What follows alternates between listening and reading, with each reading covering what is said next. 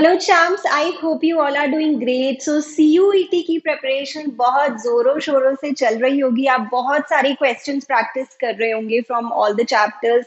But क्या होता है ना, कुछ ऐसे क्वेश्चंस होते हैं जिन्हें प्रैक्टिस करके हमारी प्रिपरेशन नेक्स्ट लेवल पर पहुंच जाती है। तो इसी के लिए ये वीडियो मैं आपके लिए लेकर आई हूँ। यहाँ मैं आपके साथ डिस्कस कर रही हूँ fundamentals of partnership firms chapter से रिलेटेड कुछ इसी टाइप के इंटरेस्टिंग और यूनिक मल्टीपल चॉइस क्वेश्चंस, जिन्हें करके आपको लगेगा कि हाँ, अब मजा आ गया प्रिपरेशन में। तो ठीक है, जल्दी से स्टार्ट करते हैं। Let us look at some really unique questions and important questions.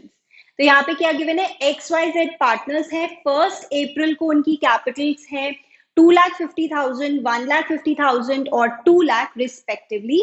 1 अक्टूबर 2020 को उन्होंने डिसाइड किया है कि उनकी कैपिटल्स हो जानी चाहिए 2 lakh.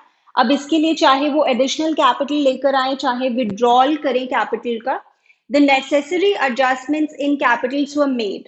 As per the partnership deed, interest on capital is allowed to all the partners, and Z got his interest on capital as 16,000 rupees. हमें बताना है कि X का इंटरेस्ट ऑन कैपिटल कितना बनेगा। ठीक है, हमें Z का यहाँ पे गिवन है। तो Z की अगर मैं बात करूं, Z की कैपिटल है बिगिनिंग ऑफ द ईयर में 1 अप्रैल 2020 को Z की कैपिटल है 2 लाख।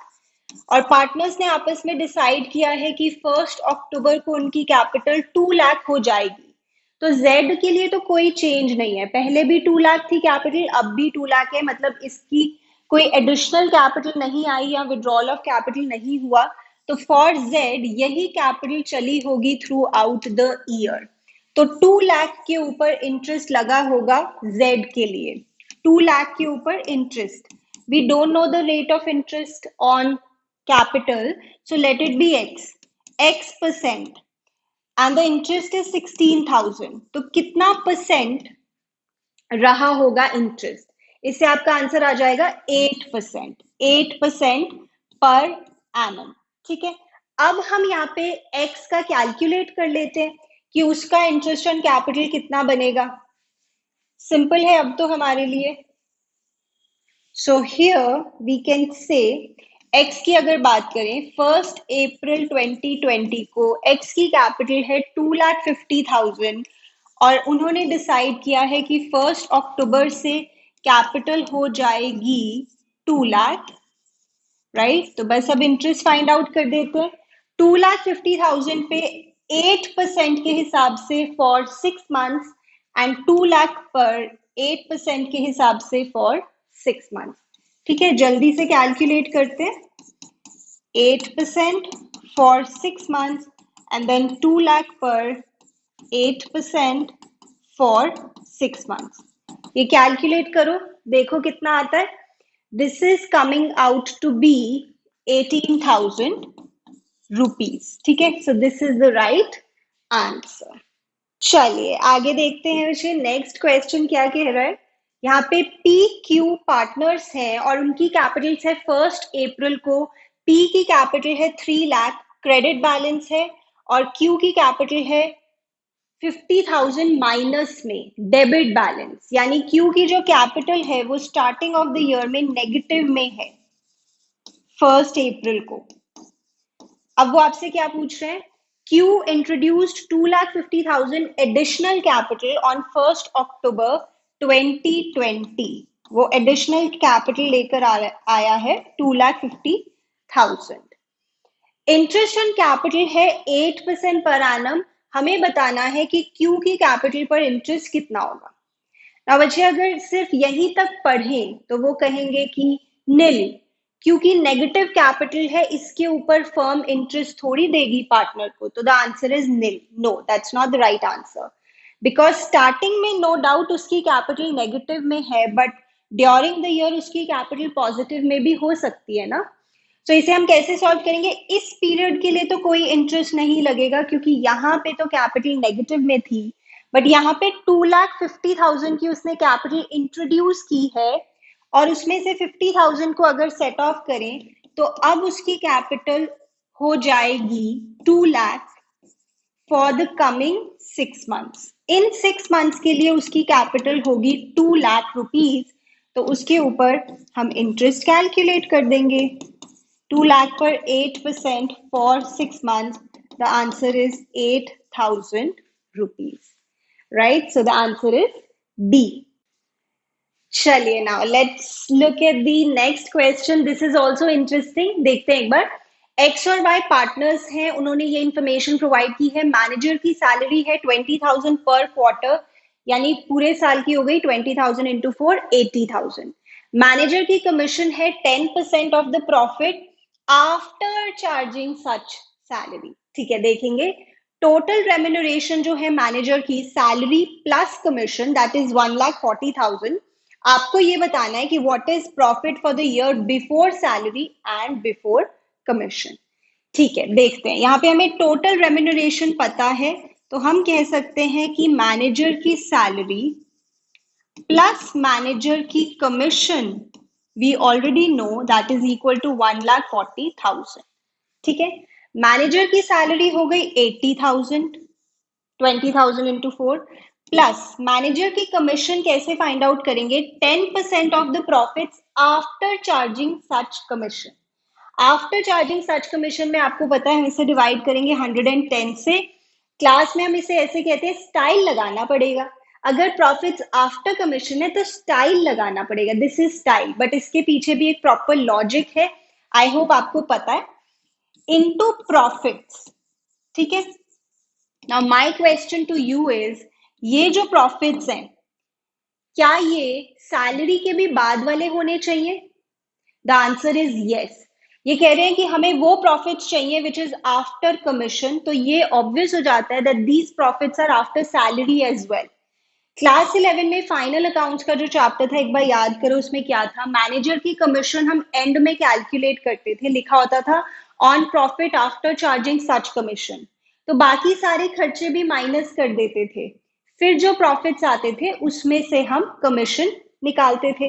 तो यहाँ पे हमें प्रॉफिट्स में से सैलरी भी माइनस करनी होगी because we want profits after salary and after commission. After commission के लिए तो हमने स्टाइल लगा दिया और सैलरी हम ऐसे माइनस करके दिखाएंगे. This is 1,40,000. नाउ इसे हम सॉल्व करते हैं quickly. Let's take it to the other side. So this becomes profits minus salary manager की, so that is equal to 80,000 और ये उधर जाके हो जाएगा 60,000. So take this 11 to this side. So profits minus 80,000 is equal to 60,000 into 11. तो ये आएगा 6,60,000 और इससे फिर हम उधर ले जाएंगे तो प्रॉफिट्स हमारे आ जाएंगे 6,60,000 प्लस 80,000, 7,40,000. अच्छा, अब ये प्रॉफिट्स कौन से आए हैं? ये प्रॉफिट्स आए हैं before commission and before salary, क्योंकि ऑब्वियसली इन प्रॉफिट्स में से हमने सैलरी माइनस की थी, तो ये बिफोर सैलरी वाले थे ना, और इसमें 110 से डिवाइड किया था इनको आफ्टर कमीशन बनाने के लिए, यानी ये बिफोर कमीशन वाले थे.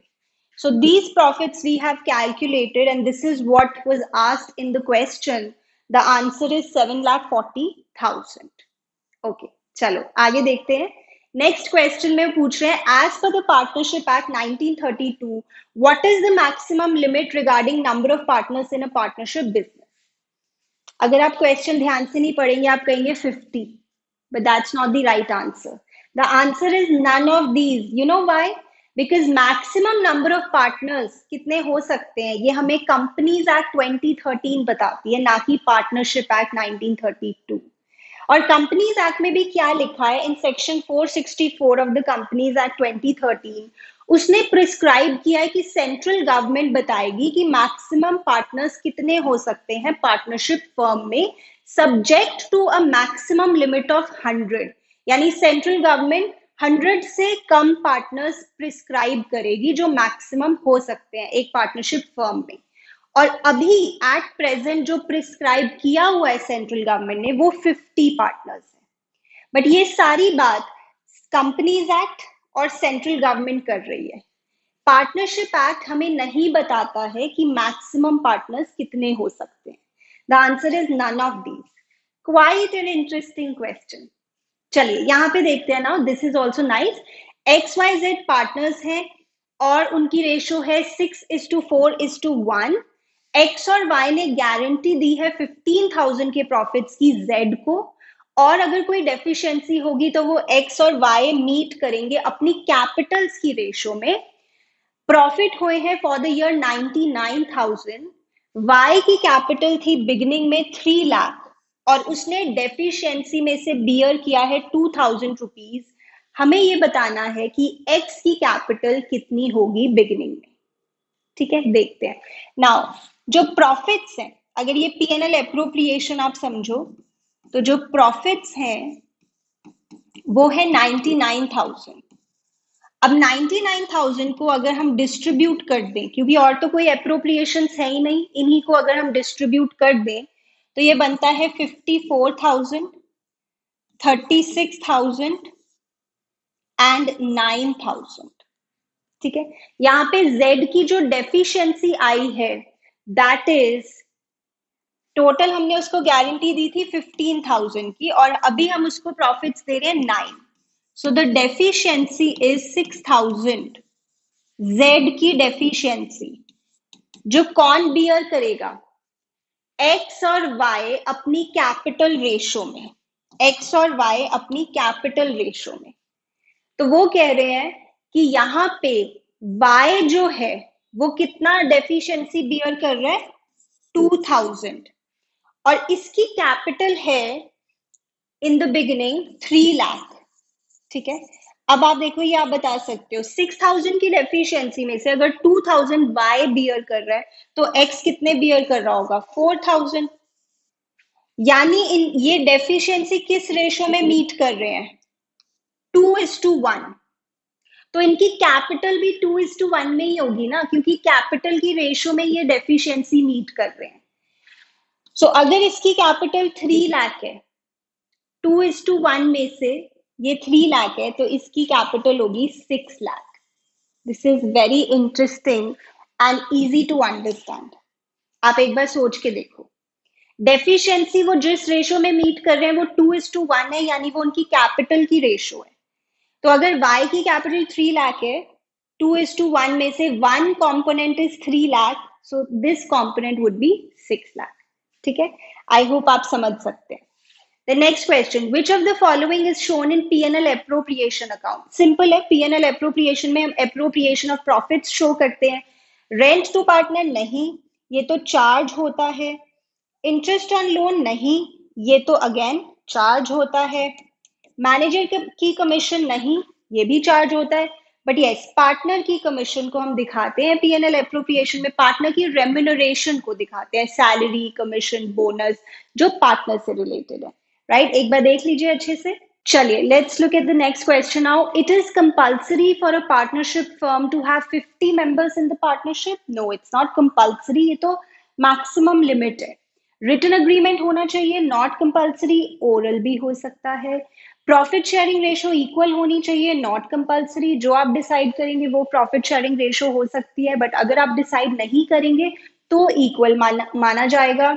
लॉफुल बिजनेस होना चाहिए, definitely yes, this is a compulsory condition. ठीक है, ओके, नेक्स्ट क्वेश्चन देखते हैं। आज this question on the community, also very interesting question, एक बार देखते हैं। After closing accounts, it was found that interest on capital of Mr. Rishi at the rate of 12% per annum was omitted. यानी हमने interest नहीं दिया। His capital fluctuating है, जो कि उसका बैलेंस है 31 मार्च को 5 lakh rupees. Additional capital introduce हुई ड्यूरिंग द ईयर 1 जुलाई में 2020। ड्रॉइंग्स हुई अगेंस्ट प्रॉफिट, मतलब नॉर्मल ड्रॉइंग्स। सैलरी है पार्टनर की, कमीशन है पार्टनर की, और इंटरेस्ट ऑन ड्रॉइंग्स भी है पार्टनर का। तो कह रहे हैं कि इंटरेस्ट ऑन कैपिटल कितना होगा। देखो, इंटरेस्ट ऑन कैपिटल किस पे निकलता है? ओपनिंग कैपिटल पे। बट अगर ड्यूरिंग द ईयर, जैसे ये ओपनिंग कैपिटल है, बट ड्यूरिंग द ईयर अगर कहीं पे एडिशनल कैपिटल आई है फर्म में, मतलब पार्टनर लेके आया है, या विड्रॉल ऑफ कैपिटल हुआ है, तो हम एक टाइमलाइन बनाते हैं। फिर हम देखते हैं इतनी कैपिटल इतना टाइम चली, इतनी कैपिटल इतना टाइम चली, राइट। सो टाइमलाइन में हम एडिशनल कैपिटल और विड्रॉल ऑफ कैपिटल को कंसिडर करते हैं। बट यहाँ पे बात ये है कि हमें क्लोजिंग कैपिटल तो पता है, बाकी सारी इंफॉर्मेशन भी है, but we do not have opening capital and we need it. हमें ओपनिंग कैपिटल चाहिए इस टाइमलाइन के लिए। अब ओपनिंग कैपिटल कैसे फाइंड आउट करें? तो मैं आपको थोड़ा सा एक लॉन्ग प्रोसीजर से समझाती हूँ, थोड़ा डिटेल में समझाती हूँ। तो जैसे आप कैपिटल अकाउंट को इमेजिन करो, यहाँ पे ऋषि पार्टनर है ना, पार्टनर के जो कैपिटल अकाउंट होते हैं वो तो बना बना के आपके बाल सफेद हो गए, इतने आपने बनाए हैं पार्टनर के कैपिटल अकाउंट। तो यहाँ पे क्या आता है? बैलेंस बीडी और वो सारी चीजें जिससे पार्टनर की कैपिटल इंक्रीज होती है, राइट? यहाँ पे एडिशनल कैपिटल लिखेंगे हम। Then we will have partner की जो सैलरी है, पार्टनर की जो कमीशन है वो हम लिखेंगे। Then here we are going to write drawings, here we are going to write interest on drawings, और यहाँ पे सीडी आता है। ठीक है, ये सब मैं लिख देती हूँ and I will try to find out this balance BD which is the opening capital. फिर मैं ओपनिंग कैपिटल को इस टाइमलाइन से देखूंगी and I will try to find out the interest on capital. Right, you are with me now. Put कर देते हैं values. Drawings जैसे यहाँ पे है 60,000, interest on drawings is 5,000, closing capital is 5 lakh, additional capital is 1 lakh, partner की salary है 80,000 per annum और पार्टनर की कमीशन है 10,000। यहां से हम बैलेंस बीडी निकालेंगे। आप कहेंगे मैम हमें तो बैलेंस सीडी निकालना आता है, बैलेंस बीडी नहीं आता। ये क्या बात हुई? ये तो बैलेंसिंग फिगर ही है ना, it is just a balancing figure. तो find out this balance BD and this will come out to be 3,75,000। ये हमारी ओपनिंग कैपिटल हो गई। ठीक है, नाउ अब इसे भूल जाओ, हमने ओपनिंग कैपिटल फाइंड आउट कर ली जो हमें चाहिए थी, 3,75,000। अब हम क्या करेंगे? टाइमलाइन बनाएंगे to calculate interest on capital. I make this again. तो ओपनिंग कैपिटल है 3,75,000 ऑन 1st April 20। साल के बीच में सिर्फ अब दो चीजों को ध्यान में रखना, one is additional capital and one is withdrawal of capital. इस टाइमलाइन में हम वही दिखाते हैं। So we do not have withdrawal of capital, we do have additional capital. Additional capital जो पार्टनर लेके आया है on 1st July, that is 1 lakh। ठीक है, अब देखो चीजें सिंपल है। तो 3,75,000 की कैपिटल चली फॉर 3 months, अप्रैल मई जून, और फिर 1 lakh से इंक्रीज हो गई capital. Now the capital becomes 4,75,000 जो चली है for 9 months till the end of the year. So let us calculate interest. 3,75,000 पर what is the rate? The rate is 12%. 12% for 3 months plus 4,75,000 per 12% for 9 months. Yes, that is right. अगर आप इसे total करेंगे so the answer will be 54,000. ठीक है, आप इसे ऐसे भी कह सकते हैं कि 3,75,000 की कैपिटल चली फॉर द होल ईयर और 1 lakh की कैपिटल चली for 9 months. That is also fine. This is also fine. So the answer is 54,000. Right? I hope this is clear to you. Moving on to the next question. This is also very interesting. बहुत अच्छा question है, आप देखिएगा। XYZ partners है, उनकी fixed capital से उनकी ratio 3:2:1 है। After closing the accounts for the year ending 31st March 21, it was found that excess interest on capital at the rate of 2% per annum was provided to the partners by mistake. तो हमें realise हुआ कि 2% का interest on capital हमने partners को ज्यादा दे दिया। Past adjustments में आप करते हैं, अगर हमने इंटरेस्ट ऑन कैपिटल ज्यादा दे दिया है गलती से, तो इसका इफेक्ट ये हुआ होगा कि प्रॉफिट्स हमने कम दिए होंगे पार्टनर्स को। कितने से कम? जितने से आईओसी ज्यादा दे दिया ना, उतने से प्रॉफिट्स आपने कम दिए होंगे। This you know already. अब व्हाट इज द सॉल्यूशन? अगर आपने ज्यादा आईओसी दे दिया है तो उसको वापस ले लो, टेक इट बैक, रिवर्स कर दो।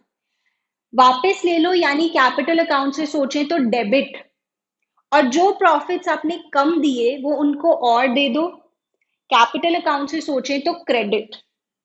This is the solution.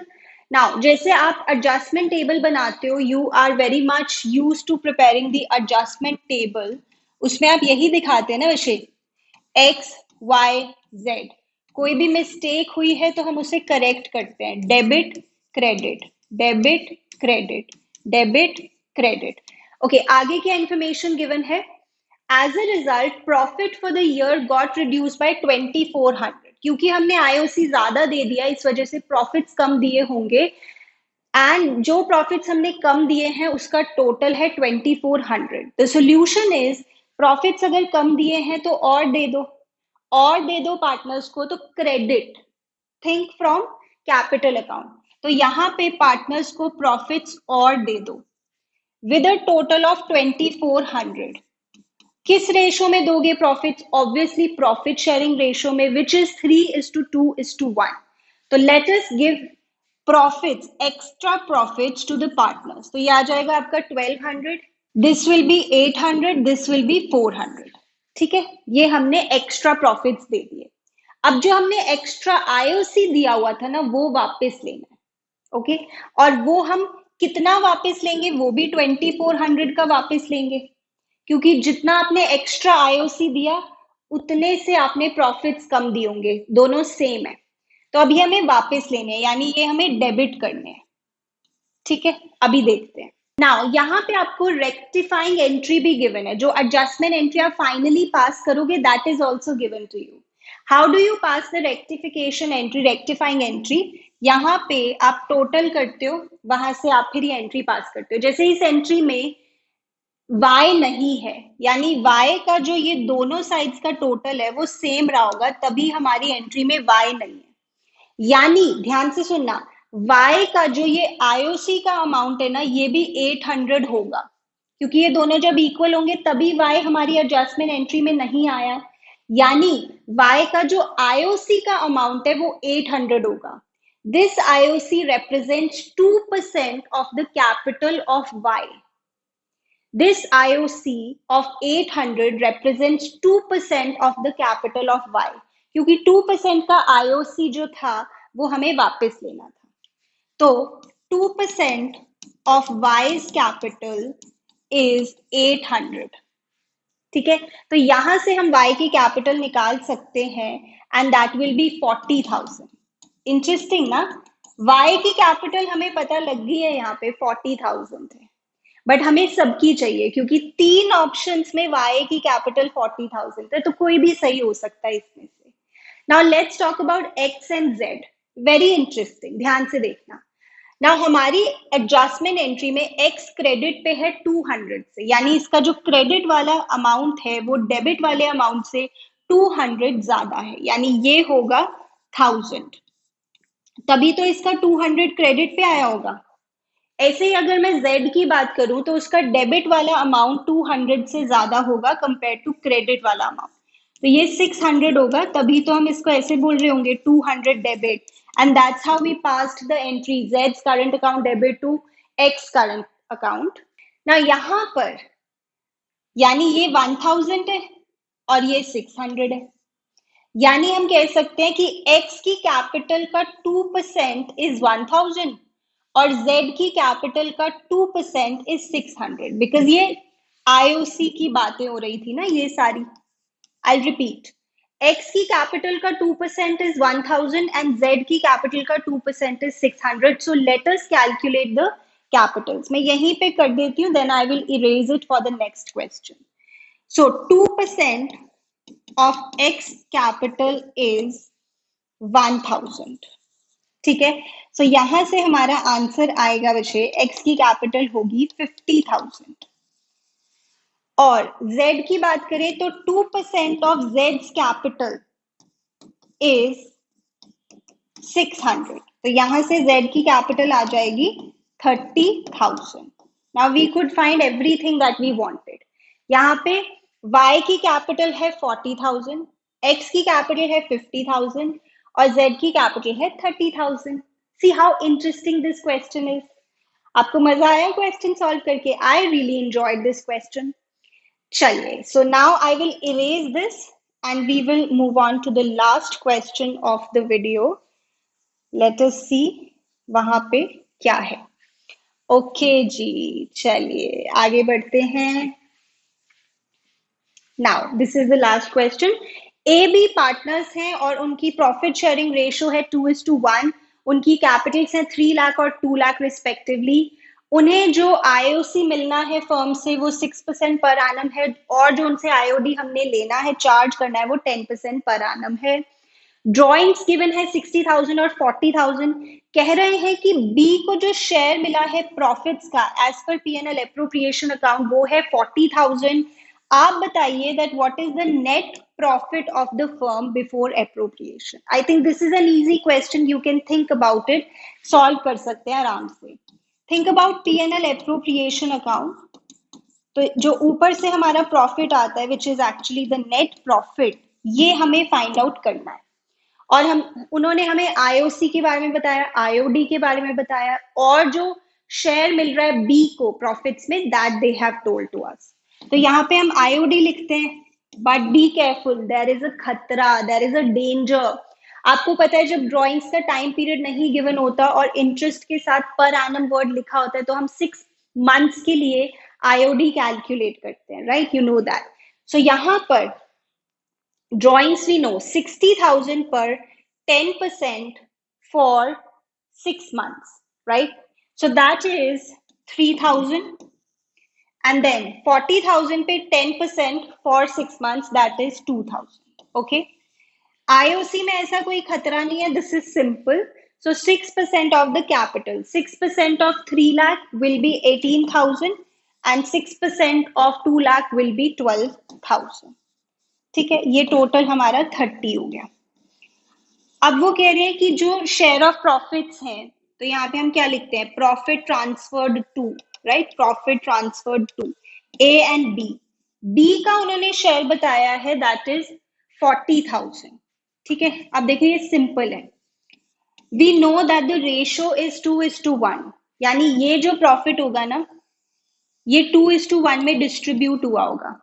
अगर इसका 1 कंपोनेंट 40,000 है तो 2 कंपोनेंट होगा, मतलब इसका डबल 80,000. यानी जो हमारे डिविजिबल प्रॉफिट्स है ना, दैट विल बी 1,20,000. तो बस हमें ये निकालना है. Now this is very simple. 1,20,000 plus 30,000, 1,50,000 minus 5 will give you 1,45,000. This is the correct answer. Right, Sam? So I hope these questions gave you some new perspective और आपकी प्रैक्टिस को enhance किया इन क्वेश्चंस ने. अगर आपको ये वीडियो अच्छा लगा तो please like the video, and if you ask me, so I will bring out some really unique questions from all the chapters for your practice. आप मुझे कमेंट सेक्शन में बताएंगे, राइट? सो ऐसे ही प्रैक्टिस करते रहिए और हम मिलते हैं नेक्स्ट वीडियो में.